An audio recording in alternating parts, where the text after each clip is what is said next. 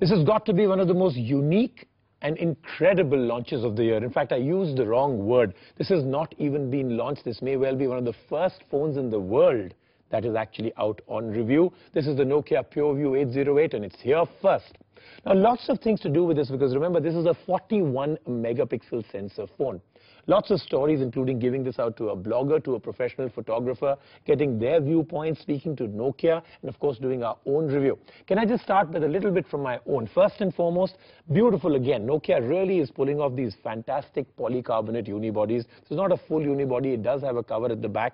The second, the camera looks very professional from the back, so that looks really interesting. Third, beautiful, brilliant colors. Nokia is really setting a lesson to every other company that says black is the only color that sells. Look at the kind of colors they're doing with the Lumia and with this one.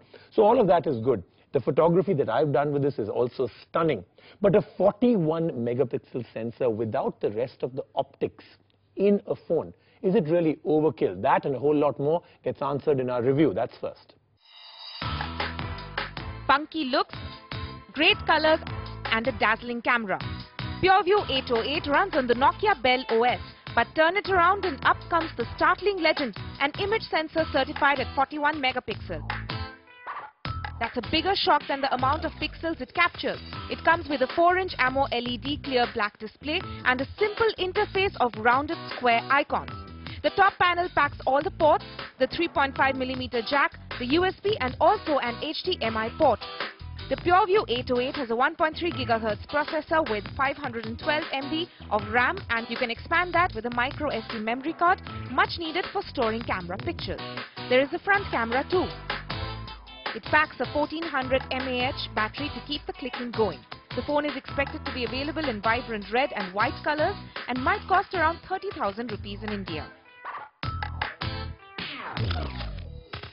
So that's the review, but when you get a game-changing, revolutionary phone or technology like this, that's not enough, right? We really need to put a few people through the paces and experiment with it. So that's our first experiment.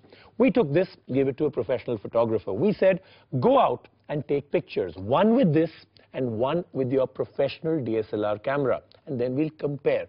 Where does this fit in? Is it really up to the mark in terms of what we're thinking? And then we spoke to Vaibhav, a blogger who spent time with this phone. So all of that coming up for you right now.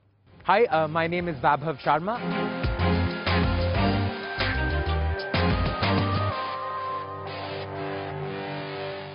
I know the sound of a 41 megapixel sounds very odd, but the thing is, in the native resolution, it's only shooting at about 5 megapixels, and it's using all that resolution to compress that image and oversample it into a 5 megapixel photo. So what they've done is they've actually used the 41 megapixels to give you the ability to zoom without using the useless digital zoom, which is basically interpolation of pixels and is nothing. But this is actual real-world zoom, so you get about 3x of lossless zoom according to Nokia without there being an optical zoom, which is great. Most phones or most processors even do not support cameras more than 20 megapixels. So Nokia had to work with people like Carl Zeiss, some of the other people who make sensors for the phones, and this is a specifically custom-built sensor.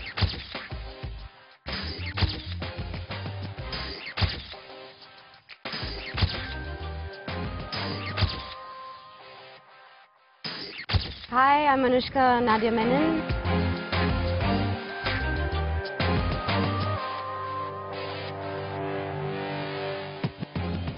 As far as the camera goes, it's probably the best camera phone I have used. I can't really compare professional camera to a camera on a phone, but it's pretty good in terms of its options.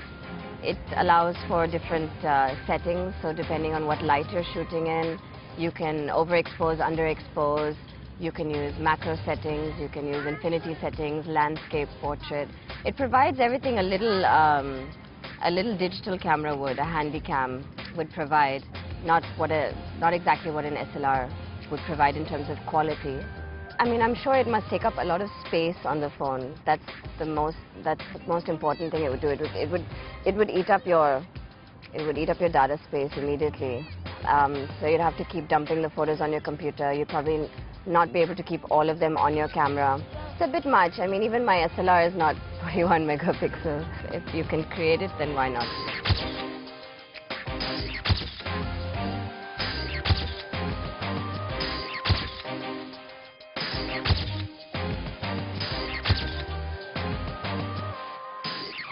make a comparison to, shooting with an SLR and shooting with the Nokia camera phone.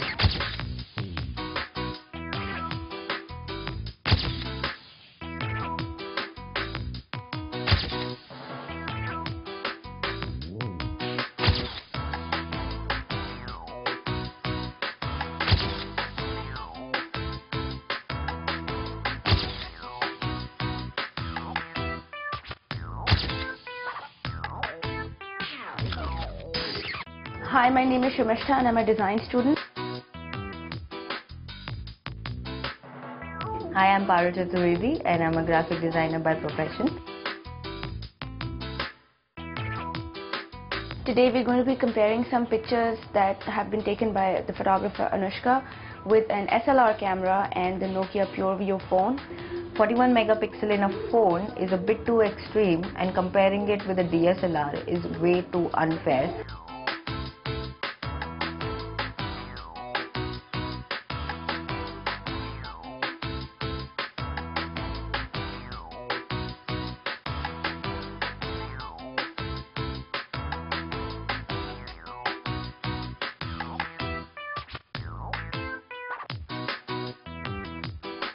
So we looked at some of the images, and it turns out that we have a lot more vibrant pictures from the SLR. It doesn't look like we can really replace SLR camera with a phone. The phone definitely has some good results for a phone that has 41 megapixels on it. Yeah, and one thing also I noticed here is like the phone has way too brightness. As in, if you see, like the white balance is not very accurate, obviously, to a DSLR. Yeah. And the depth of field is again a problem.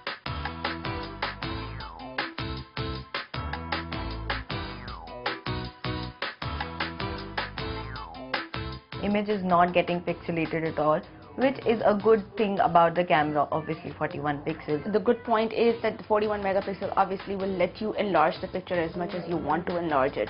So that is the one really nice thing about it. The other point is that if you compare it to a picture that's been taken by a DSLR camera and you want to enlarge it, you're going to get a much better contrast on it as compared to the phone. For people who like photography, I think they might just want to get a phone that they can use, but I don't think they would want to. People who are into photography are not going to buy a phone to replace their existing camera.